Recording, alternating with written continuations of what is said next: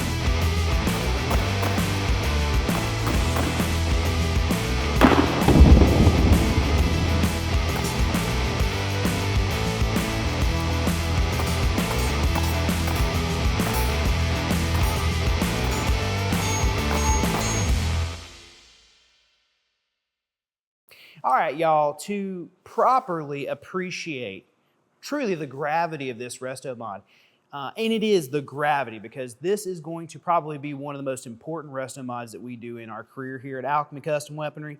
To understand that, though, I have to take you back in time. I have to educate you a little bit on the man, but not only the man, the position of where the 1911 was in the market following the Second World War. Now, I'm going to be honest with you. I'm just going to come out front. Y'all know me. I'm as transparent as it comes. I got a lot of notes. You're going to see me glance down. I got a lot of stuff I want to cover, so just bear with me. I am trying to pass this generational knowledge to you and also get you kind of in tune with what makes this gun special. Why are we so jacked up about the Armond Swenson Bobcat Restomod? So again, we're going to have to set the stage for you. This is post-Second World War. Of course, the major game in town is bullseye shooting. What is bullseye shooting? Typically standing, stationary, one arm out. You know the drill. It's very target-esque, target-oriented. Although at this time we were coming out of a bit of a patriotic fervor, if you will. We came back from whooping the Nazis' ass in World War II, and everybody is all jacked up about being an American. We need a little bit of that in our lives today. And what kind of comes with that patriotism? We start looking back at what makes America great. What's that? Manifest destiny. Now, with that, we start to see the rise of cowboy TV.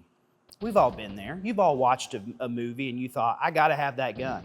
And I got to shoot like, we saw it with the John Wick series. How many of y'all bought one of those crazy guns, just because John Wick was running around with it? Same principle with the cowboy TV and movies of the 1950s.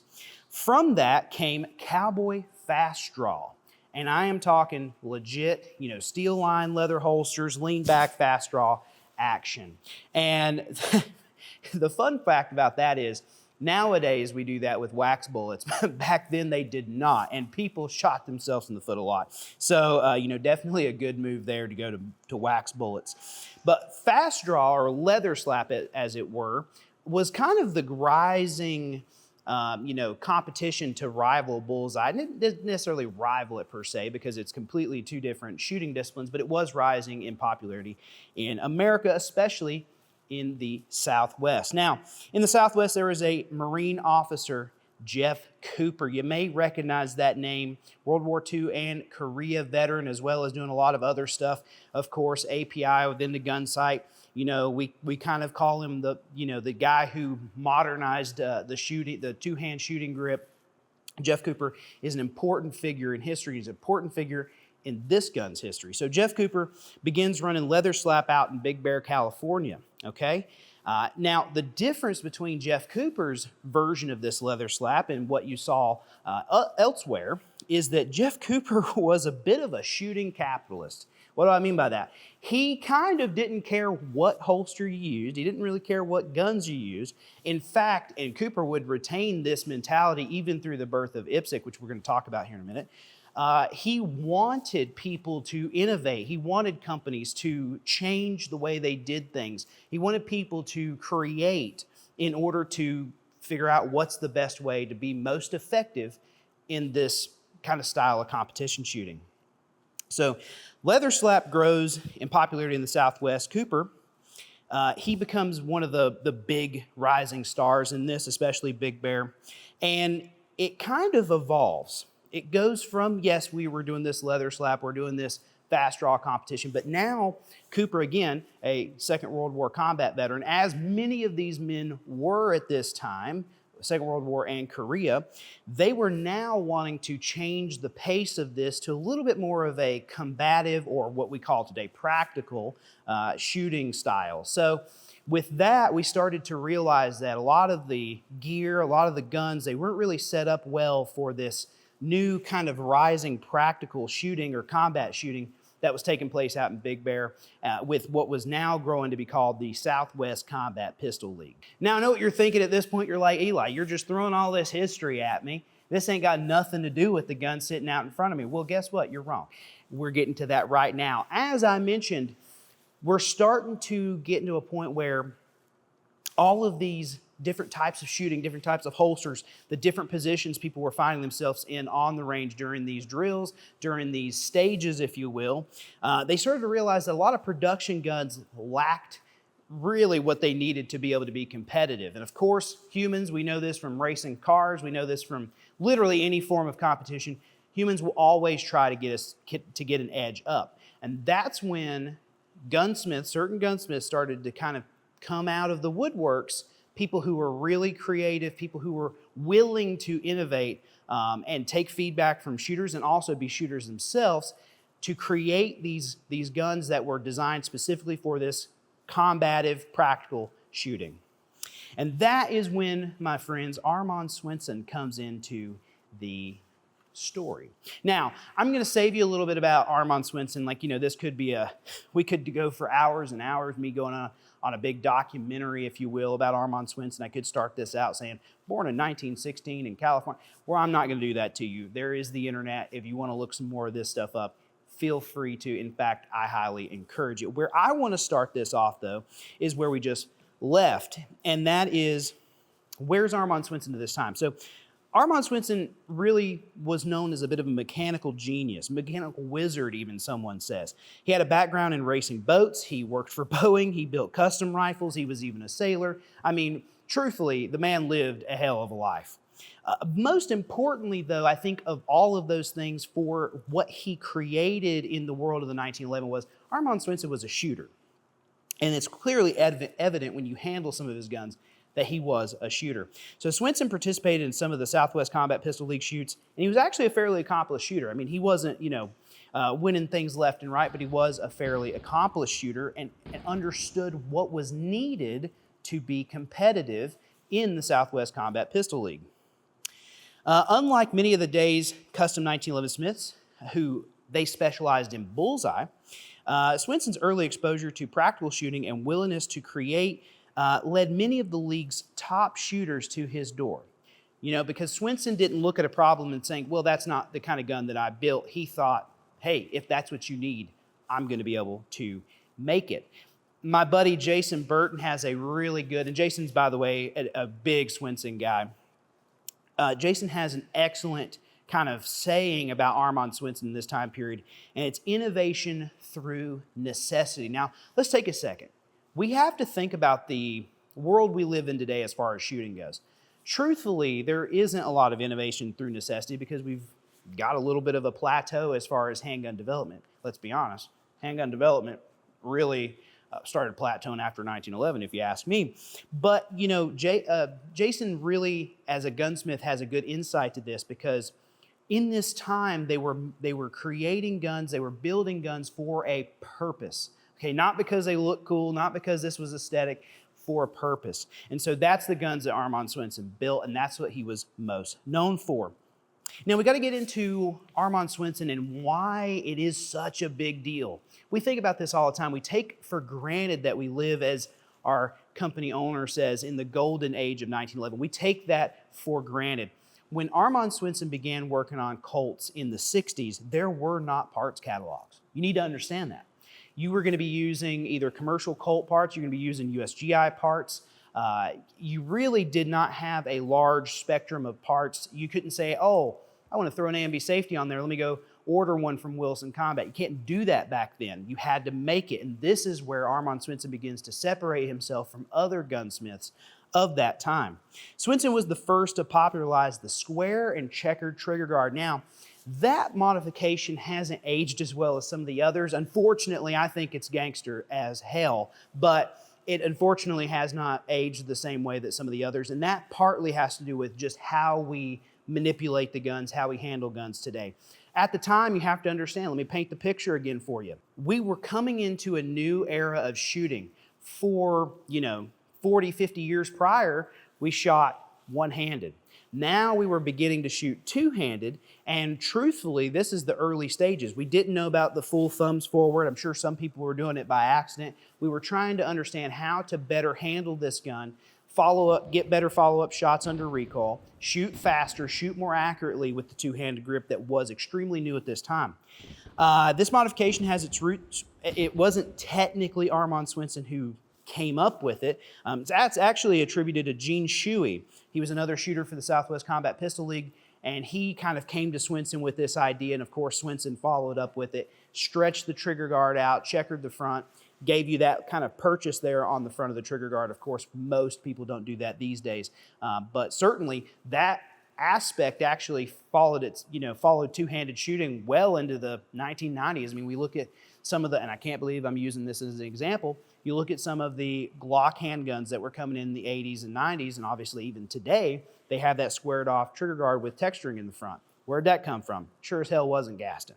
So got to be one of the first things you notice on a Swenson gun has got to be that iconic square and checkered trigger guard.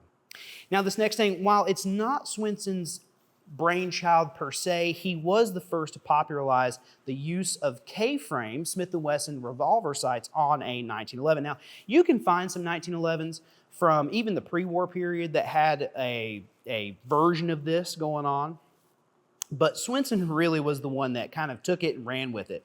The interesting note, and we will get more into this, the interesting note is he actually did make a couple of modifications that would come later in his product cycle, one of which being what's called a shear pin in the K-frame sight. So that shear pin would help keep it in place. When some of Armond Swenson guns went to Vietnam, they were used a bit more harshly. Wonder what that could be used for. And a couple of them actually would lose the rear K-frame sight because of all the shooting that they were doing. I can only imagine what on.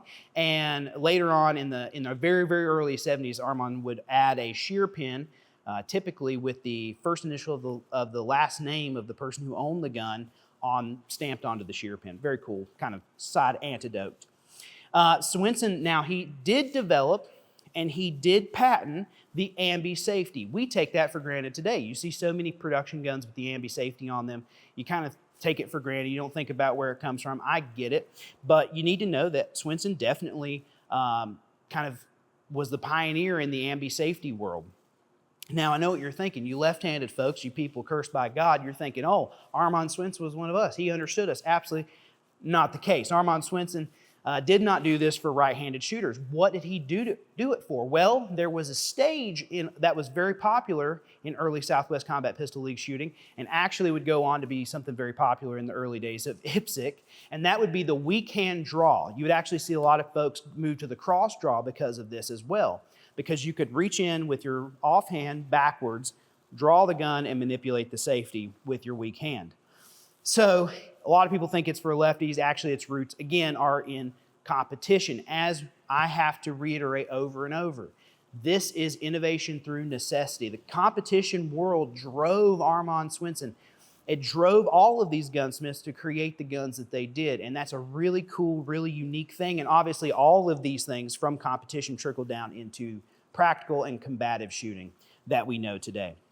And just a couple other things that Armond Swenson kind of pioneered. He pioneered the shock buff, a piece of leather. Of course, now Wilson Combat offers that in a piece of kind of a Delrin or a plastic.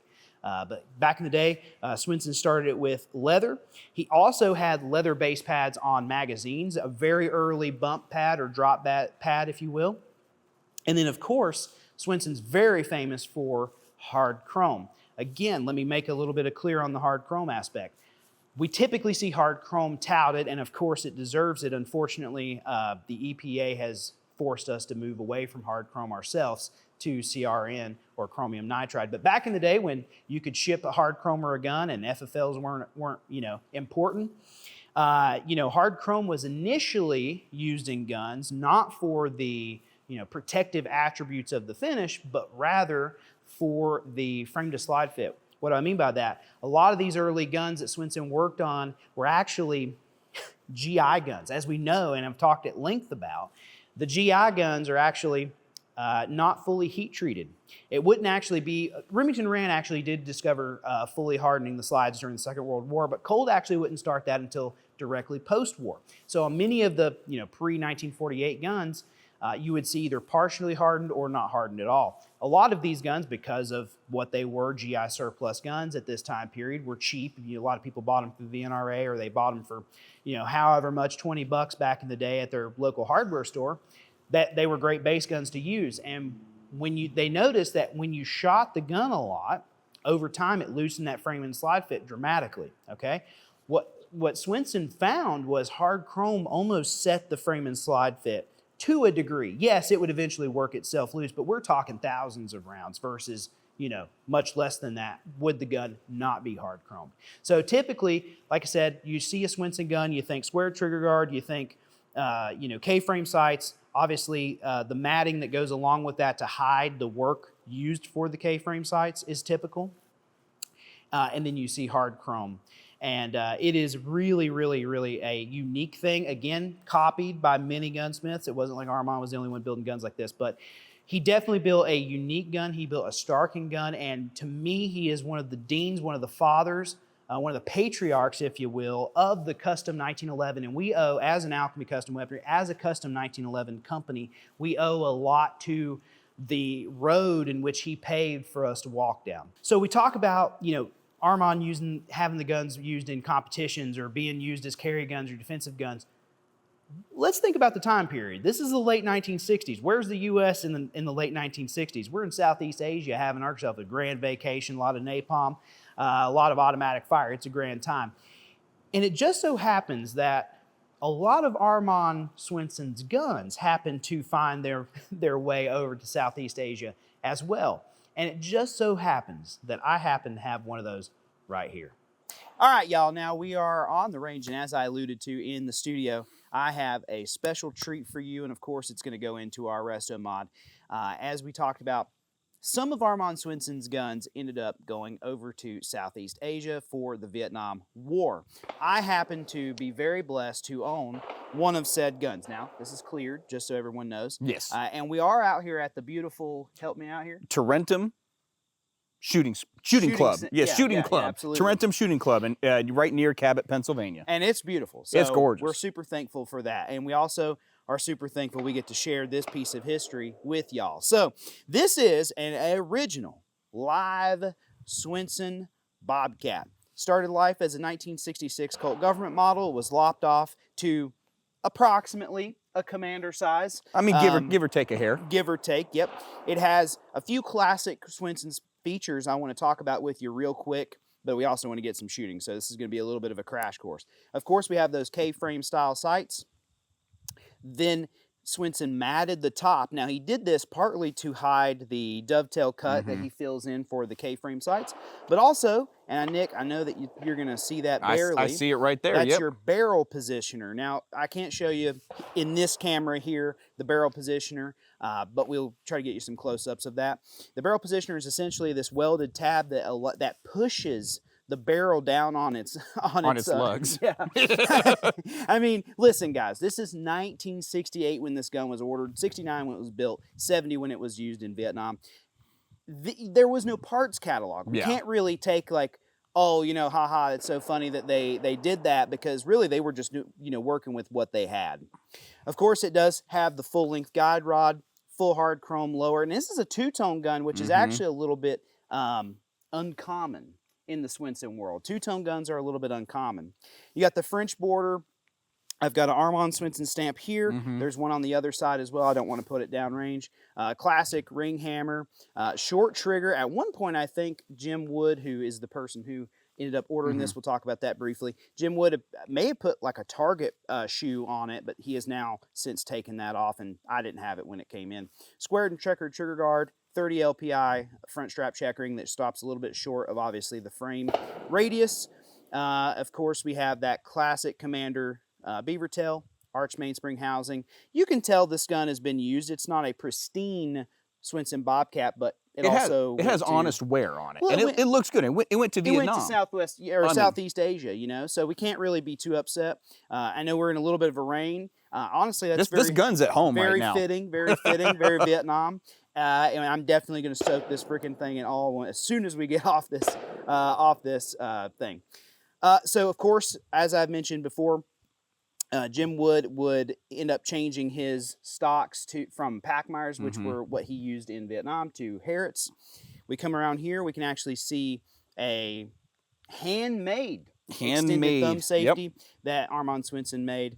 It's just a really, really unique piece of history. It has the original hard chrome magazine. We're not going to shoot with that, though. Nope.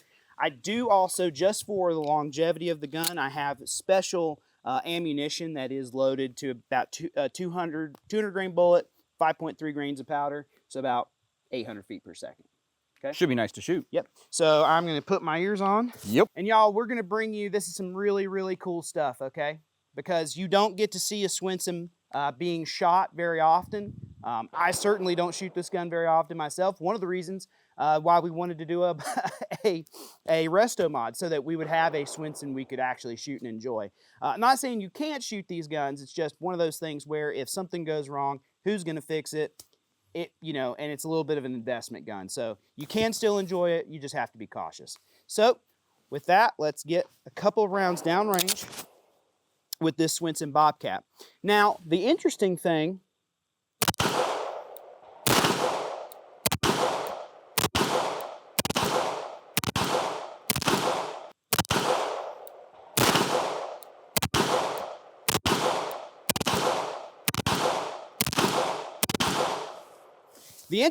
about the Bobcat is that, well, first of all, it actually bothers me. Nick, just wait till I'm going to let Nick shoot this. It actually bothers me. I'm getting anxious. How good this gun shoots. That looks real nice. It really is incredible. And when you think of just shooting a stock Colt government model and then this, you could see why people are like, yes, I need that gun to be able to be competitive. Yes. Right? And when you think about it from Jim Wood's perspective, he's going into, you know, Southeast Asia. Let's be honest. He's in the Air Force, right? You're thinking, oh, they're you know, not frontline guys. Well, guess what? They were in overrunning Vietnam, air bases. Everybody's a frontline guy. That's you know where you were getting taken on. And especially Air Force bases. Yep. So he said, he being a gun guy, I'm going to tell his story a little bit better one day, not today, but being a gun guy, you know, he was like, man, the Air Force, you know, issues a Chiefs special. That's not going to cut it if Charlie's coming over the wire. Well, and Charlie was coming over the wire because that's where they were loading up napalm. Yeah, okay, absolutely. the jungle juice was there. That's where they wanted to go. And guys, I just get so excited. If you've watched the 1911 Syndicate video where we shoot this, I'm literally jacked up because this is such an incredible piece of 1911 history. You'll notice that it has a great recoil impulse. Of course, I am shooting downloaded ammunition, but honestly, not downloaded that much. No, it's not that much. But you will notice it shoots well. The sights are obviously old, but guess what, guys? It is just an incredible gun. Nick, I'm going to allow you to thank shoot the Lord, this. finally. We're going to get this thing oiled up, though, after this. How many rounds you giving me? I'm giving you 4. 4? Yeah. All right. Now, one thing I would ask of you. Okay. Can you not ride the thumb safety? Don't ride the thumb safety. Well, and the reason I say that, viewers, is this is a handmade thumb safety where he silver soldered the safety paddle. Understood. And if you crank down on it, I'm just real feared that potentially you know what? I'm just going to go ahead and be very, very tender with it. Yeah. For sure. that's one of my biggest investment pieces there. So Understood. Understood. All right. This is a very cool feeling gun already. Wait just till you shoot it. in the hand. I'm having a tough time already. Where am I going to put my thumb? Just right it right here? Yeah, that's fine. All right. Oh! All right. Oh!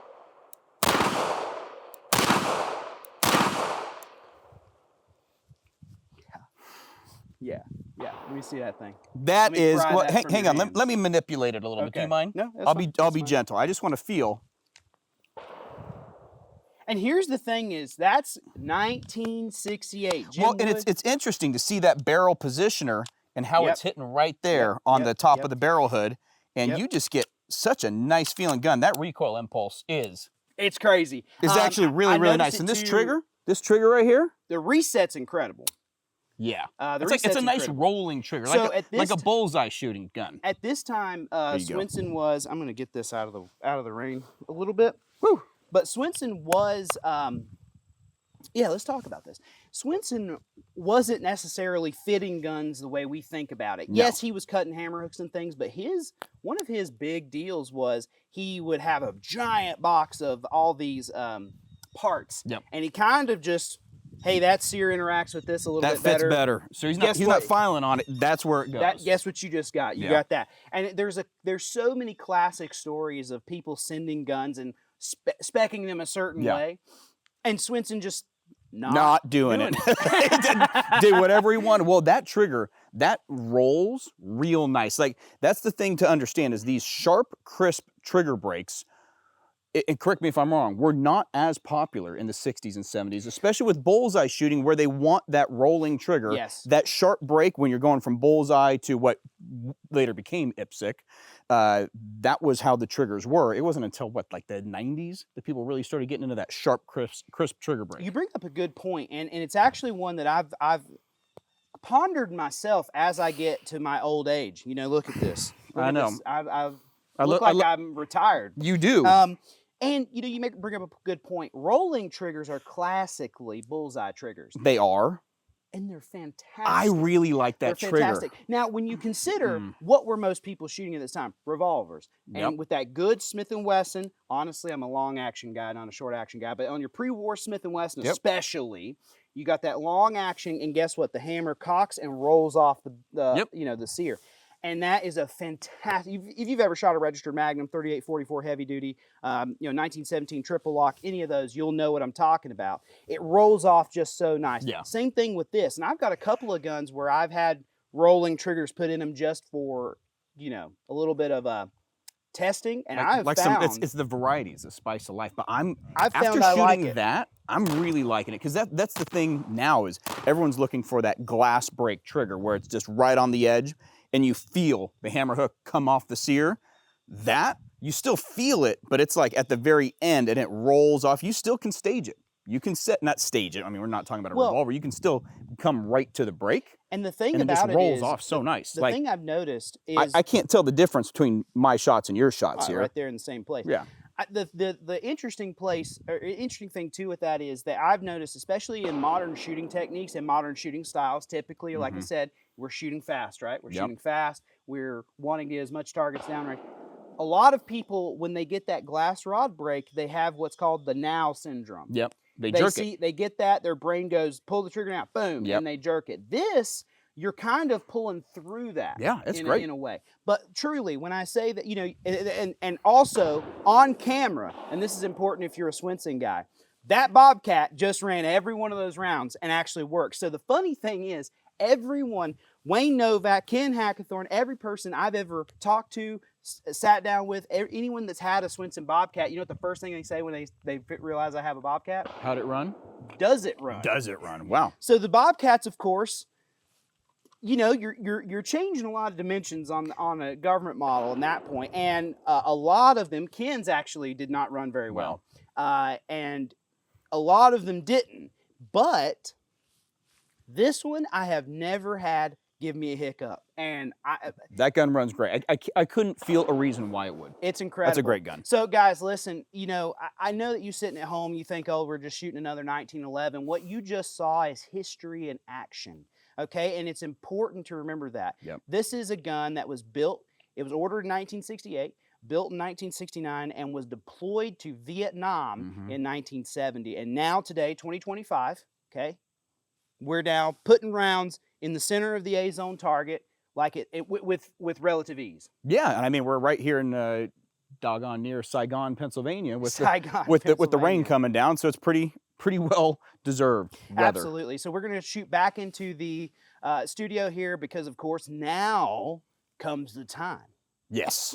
It is time to talk about the Alchemy custom weaponry Swenson Bobcat. All right, and now that you've enjoyed an original Swenson, truthfully, on the range, which is a incredible experience. You know, you don't get to see that kind of stuff on YouTube. Yes, these guns are out there. A lot of people don't shoot them.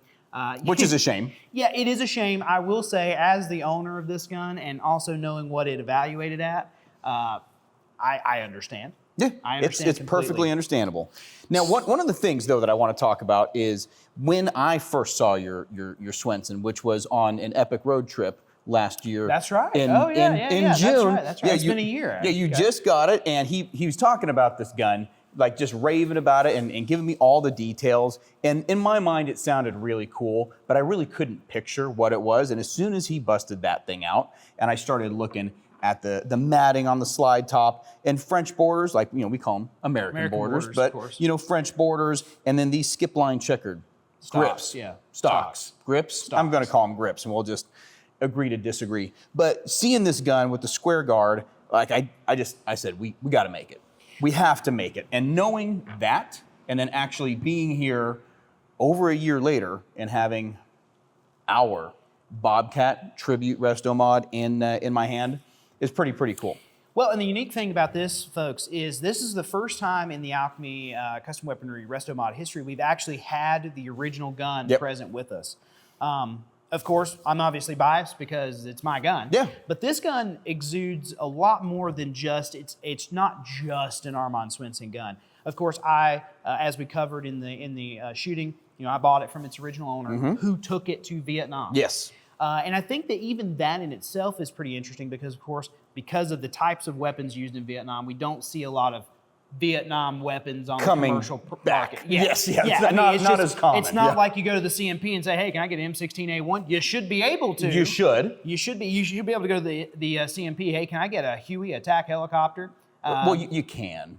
Well, I don't have the money. Yeah, I don't have the you money can get for a that. Huey. That's well, a no, I'm talking an attack helicopter with rockets and minigun and a whole nine. Oh, that's true. You can't. But you know, anyways, it's unique in that regard because you just don't see a lot of guns that came back from Vietnam that weren't captured guns, obviously. Yeah. But it's a very unique gun in that regard. It has a lot of history, and as I mentioned in the introduction of the Armond Swenson history, it's a big deal to be able to recreate this gun. Yeah. It's a big. It means a lot to us. And we faithfully recreated it. There are some differences, but faithfully in 2025 recreation of what we're doing. So let's just go right into the similarities and how this gun compares to your Bobcat. So it's really tough to tell, you know, from a distance, but I have the Restomod here. This is Eli's actual Swenson Bobcat. So speaking on that, I remember when I first got these two guns, and I took a picture of them beside each other. I sent it to Ken, my buddy Ken Ackathorn, right? He's like, "You got two." And Ken goes, "Which one's the new one?" You know, and I just was like, "Oh, we've done it right." Yeah. You know what I mean? Yep. We've done it right. I'm sorry. No. Let's get into it so people know exactly what has been done, because our gunsmiths are calling this the gunsmithiest gun that we've made at Alchemy, and there is no doubt about that. And when you get up on the gun, the first thing that I really notice is the sights, the revolver sights, and this ramped front sight, because this is very, very close to what Armond did, and it's so cool just how close they are in appearance there. But we have these ramped front sights painted. What color is that? Orange. Orange. I would say orange, but he calls it orange. So we have the slide top matting, which is so cool. And then you have the American borders or French borders that were put on there for a number of reasons. I mean, originally the Colt slides weren't very flat, so sometimes this border here between the round and the flat would be a little bit wonky. But then when you go to mat the tops, it has a tendency to run down into the flats. So you got to add those American borders or French borders, as they're called. But I mean, just the profile and the sight picture you get from those revolver sights with that ramped front sight, I mean, that's a cool look. That's a cool look right there. Absolutely, and this gun is truthfully one of the greatest Restomods we've ever done. We move in behind the slide. We've actually done, for the first time ever in Alchemy custom weaponry, we've done rear slide serrations, much like what were offered from Swenson, of course, shown on this gun. Yep. We move down to a commander frame. Now here is going to be a bit of a departure. Yep. In 2025, we kind of looked at it, and we certainly understand, as you've learned from the shooting video, we certainly understand that doing a traditional Bobcat, the cut down 5-inch gun, would have been absolutely epic. If you had the TISM, too bad, like that's what you'd have to do. Right, absolutely. Now, where we were coming from, of course, as being a company who needs to make 35 of these, make 35 of these in a row without, bogging down our production, because there's some people, I'm sure, that are, behind these guns and are like, hey, get my gun done. Yeah. We've decided to go to a commander frame. Now, as far as the profile of the gun, you won't notice any difference. They're virtually the same size. Now, Swenson, everything was a little different with him. So you might have a Bobcat that was a little shorter than another, maybe a little longer than another. He certainly was not a man of we'll say, German exacting, statistics. Well, coming out of the Second World War, I wouldn't imagine. But certainly he's, it was a commander-sized pistol. Yep. So we did build them on a traditional commander, so you will notice it's a traditional commander-sized gun. But does have a square trigger guard, which is, I believe, also the first for Alchemy custom weaponry. It is our first square trigger guard commander. And also, as a note, the cut down, a full cycle, as we call it on the Cabot side, a cut down 5-inch gun, your dust cover is going to be a little bit longer. So if you have a holster that's really, really fit for a commander, a cut down commander, you might have some fitment issues there, and you'll typically have to get a 5-inch holster cut down if it's really fit tight. Most of the time you're okay. So it is going to give you a little bit more holster compatibility. However, the square trigger guard negates that altogether. So, I mean, square guard holsters. You're going to have to custom holster Well, made. and we're going to have to talk about something else on this top end, because this is something that Eli is really interested in. Yes, so when Armond Swenson did the Bobcat conversions, part of the way that he was able to keep the recoil spring from binding on itself, or as it should be called, the reaction spring from binding upon itself, was using a early full-length guide rod. Now, again, this is a variation. The full-length guide rod is technically a 2-piece guide rod, technically. However, you'll notice some just will not come apart. Now, that could be one of two things. Either one, that's seized up, which is absolutely something that has possible, happened. Yep. And people have had to have, like, for instance, Jason Burton take their gun, because he's one of the, if I was to have an issue with this gun, it would go to Jason Burton. And, Jason would have to go in there and do some magic to be able to get it apart. Or in the wild case of my particular gun, I was on FaceTime with Jason, because I was like, I don't know if this is going to work. The guide rod is cut just short enough to come out the back of the gun. Well, on Cabot full cycle commanders, it's the same way. The guide rod, we cut it just short enough for it to be able to come out the back side of the gun. So and that is a major thing. Wait, so does your guide rod not have a hole in it for a paper clip? No. Oh. What you would do is lock it to the rear and have to, basically unscrew the guide rod from the front. Interesting. Okay. Like a 2-piece. Yeah. So, but mine actually will not come apart. So perfect. It just comes out the back, and to me that is an epic, in the for someone who only loves GI guide rod setups and Al Pacino press checks. It's awesome. So it's an awesome we setup. We wanted to add the full-length guide rod. Of course, that's not a typical thing for Alchemy, but on this gun, it made a lot of sense. And so you will have to use the paperclip tool to remove the recoil assembly when you want to take this gun apart, for sure. So moving down to the frame, of course, we've talked about the square trigger guard. It does have a short trigger, much like the gun that we're basing it off of. It also has the arch mainspring housing with the lanyard loop. And then, while not Swenson-esque, the gun does have 20 LPI checker. Now, I've got a good reason for this, a very historic reason. It's because I like it, okay? That's not a historic reason. Oh, it's a historic reason. That's just a reason. I like it, okay? And if for all y'all whining about 20 LPI, okay, I want you to go down to the J.C. Penney's. I want you to buy yourself a bigger set of girls' panties and suck it up, okay? 20 LPI is fantastic. If you can't take that, you know, stop trying to save yourself for your boyfriend. Yeah, this 20 LPI with the chromium nitride lower, we'll talk about that in a second. It feels very, very sticky. Like I'm becoming more and more of a fan of 20 LPI as time goes on. And I've never not been a fan of it, but just the more I feel it, the more I enjoy it. But also we got to look scallops on the trigger guard because that is what you would see on the original A1s that were going to be converted there. Full beaver tail. Did you talk about the full beaver tail? So no, of course. This is for us because you know you're going with an arch mainspring housing, having the memory bump on your beaver tail, and being able to get up under here without getting slide bite. I mean, I know Eli talks about having his gun bite you and how that's a sign of, you know, a sign of manliness. I would prefer not to be bleeding after every range trip, but to each his own. And then the ring hammer. Because you got to have a ring hammer. Of course, the ring hammer was extremely popular. This was also a way to get around getting slide or hammer bite back in the day. Moving around to the thumb safety, we actually went for a Novak style thumb safety because it was the thing in which we had access to that most represented the handmade thumb safety. I mean, that's going to be hard to reproduce. That's going to be hard to source, yeah. But the handmade thumb safety, the Armond Swenson, the angle and the style is closely mimicked by that. Very, very close. And also, just for a little tidbit, there is some cool history there too because, of course, Wayne Novak got his start on custom 1911s at Armond Swenson's shop. So a little bit of a kind of inside nod to Wayne Novak and his history with Armond Swenson there.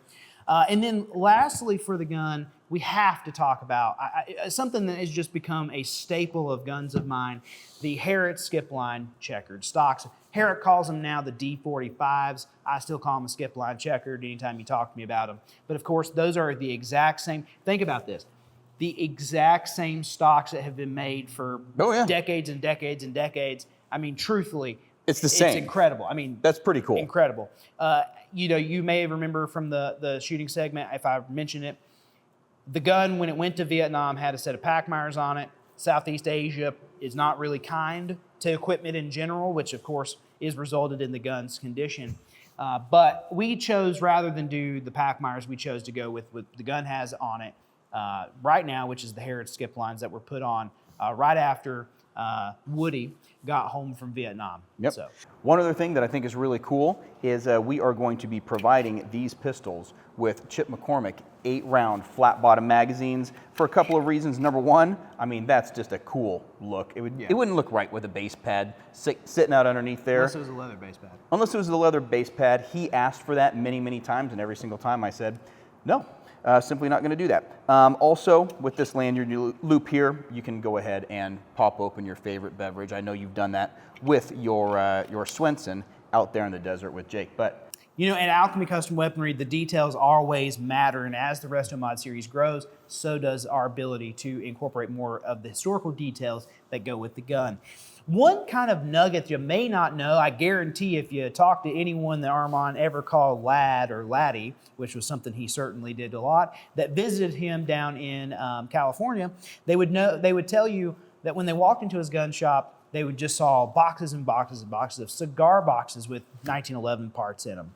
So your Swenson 1911, your Swenson Bobcat from Alchemy, will ship in a custom wood faux cigar box that says Alchemy Cigar Co. with a cool logo that Nick, did up and pretty quickly. Actually, I was pretty impressed with that. Yep. But it will come in this kind of faux cigar box for you to enjoy, for you to display your gun in, and just a little bit of a nod for those that are really ate up with this history about Armond Swenson. So we hope you enjoy that as well.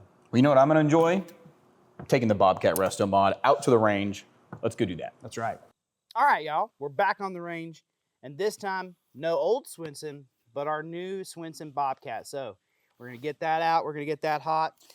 Genuinely, one of the most beautiful pistols we've ever done, and my favorite, actually, of all the Restomod series guns. So we're going to get this hot. I love looking at it and going, I think I just shot this, but that was the real Bobcat. The funny part about it is I was taking pictures earlier of this gun, and Nick, being a smart ass, he turns around and goes, you probably should be taking pictures of our version because we have to get them for the website or whatever. And I looked at him and I was like, I thought he was taking pictures of his, because let's be honest, I do have to keep on you to stay on time and on track. But here, check out this mag right here. oh yeah. Well, why don't you Oh, you want me to get on it first? Yeah, I mean, I haven't shot this gun yet. that's fine. Yeah, so this is real exciting, but I love this. So these are the 8-round flat bottom Chip McCormick mags, and this has scratched in the bottom 3672, which is the serial number of a different gun. A different Restomod. A different Restomod. But they will have the serial number of the actual Restomod. Hey, there's a hint for you. on it. There's a hint for you. There's another Restomod coming that's going to use flat bottom mag. Oh man, magazine. yeah, I'm the one who's always like, don't give away any hints. And right there, what I do? I just gave away a massive hint. All right, I'm gonna use the slide stop because I'm that kind of guy. Well, that was part of the design. I know it's part of the design, but it's just like that. When that chambered, that felt right. All right, can you see me, Crispy? Can you see him? You're good? All right, there we go.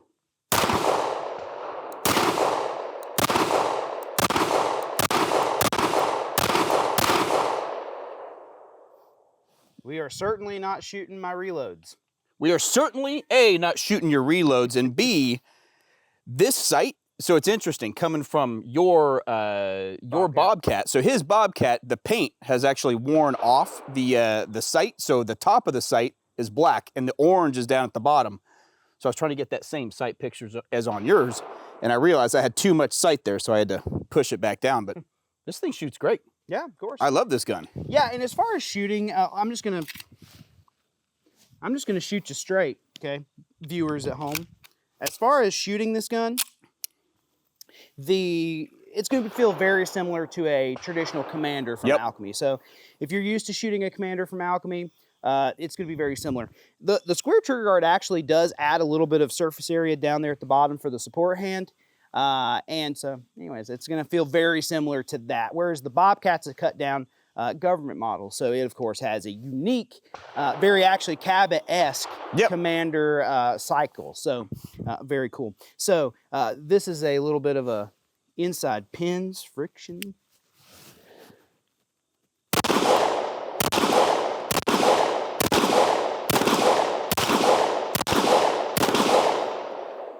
Tearing out that inside of that target, baby. I mean, here's the deal. It's a 45 Commander that we've dressed up, obviously, for the Swenson look. But truthfully, you get everything that you love about Alchemy. You get a classic, reliable, good-looking gun.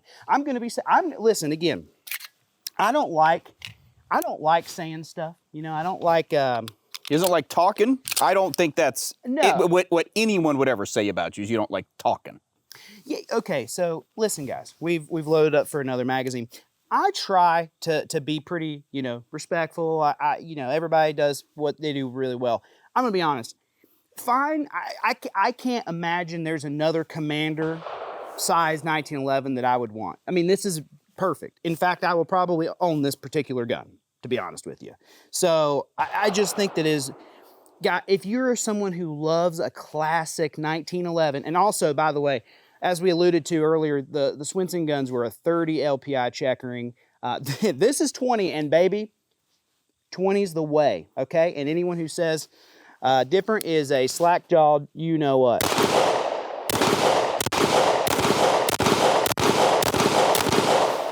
So, one thing that I'm really happy that we actually changed from the original is, of course, we do not have 30 LPI checkering. We have 20. Now, that's not a very Swenson thing. I'm just going to be honest with you. But you can look at my hands. They're pretty calloused.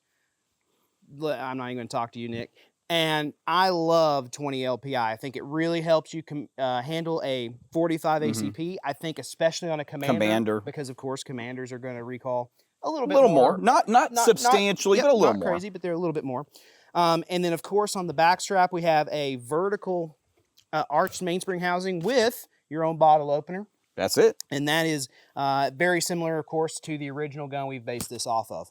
Now, I think we mentioned it, but I want to just quickly say, because I know a lot of people, big grip safety. Well, guess what? We made this gun not for you to freaking sit on the shelf, okay? To go shoot. We made this gun for you to shoot. And one thing that I have found constantly shooting arched mainspring guns, which truthfully aren't my favorite because I always tend to have them up a little bit, like a certain Austrian plastic gun that follows the same line.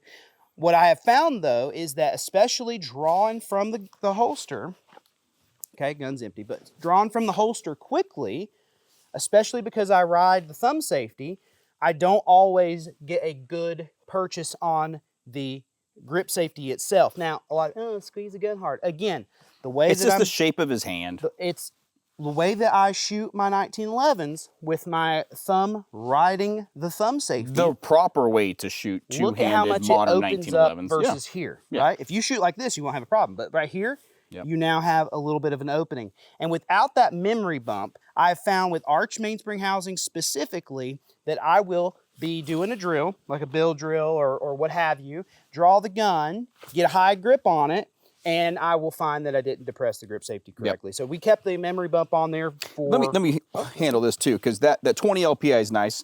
Now, I have not traditionally been a fan of rear slide serrations. Now, That's absolutely crazy. it's just, I don't really think they add anything to the gun. In fact, I think they kind of take away from it. But these rear slide serrations look fantastic. And how they go up into that revolver sight, because they've got the serrations right there. This is a badass looking gun from every angle. So, I don't know. This Well, we're slide going to be serrations fighting are over cool. this one. Yeah. No, we're not. I have No. the original, so I get that one. I don't think that's how it works. So with that, folks, we'll go back to the studio, wrap it up for you. Thank you again. And really, this is a special project, so we really appreciate you sticking around for this longer release video. And to top off an already, let's be honest, already historic Alchemy Restomod. Truthfully, this one we went so far into the weeds, making sure it's perfect. But to top it off, we have coordinated, we've talked, we've collaborated, if you will, with Jack Carr and his team.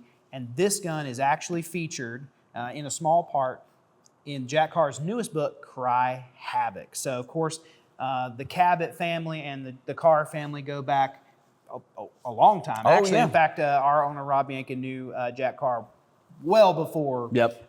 the fame of books and TV. And we appreciate his support. We've always supported him. He's always supported us. And he did have our Apocalypse in one of his Absolutely. one of his early books. So we appreciate that. But having this gun in this period piece book is just pretty cool. And I'm going to read some information here just so you know exactly who's holding it. It was set in 1968. The book Cry Havoc is available now. And the Bobcat is carried by MAC-V SOG operator Frank Quinn. Now, we don't have time to get into this MAC-V SOG, but when you start looking into the history of Vietnam, that's not actually in Vietnam, that's where you get the MAC-V SOG saga and story there. And he finds himself immersed in the Tet Offensive, carrying this pistol. So it is very prominently displayed in the book in Vietnam, and that is just something that we here at Alchemy Custom Weaponry and Cabot Guns, we always want to look back at history and respect those who have served and have given so much.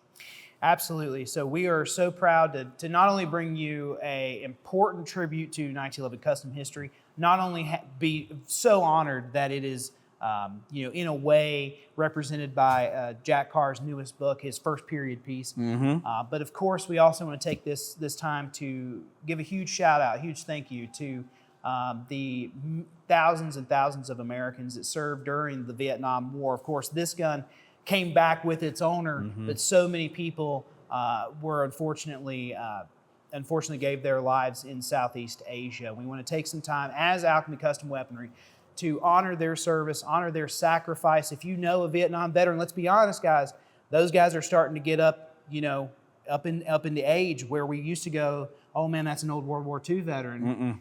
Not the case. If you see a Vietnam veteran, hug his neck, tell him thank you, because a lot of people didn't, okay? Yep. A lot of people didn't tell those people thank you, and they need to hear it.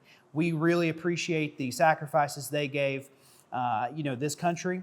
So again, we just want to appreciate their sacrifices, both the people who came home and the people who didn't. And of course, with that, we are so excited to bring you the Alchemy Custom Weaponry Swenson Bobcat.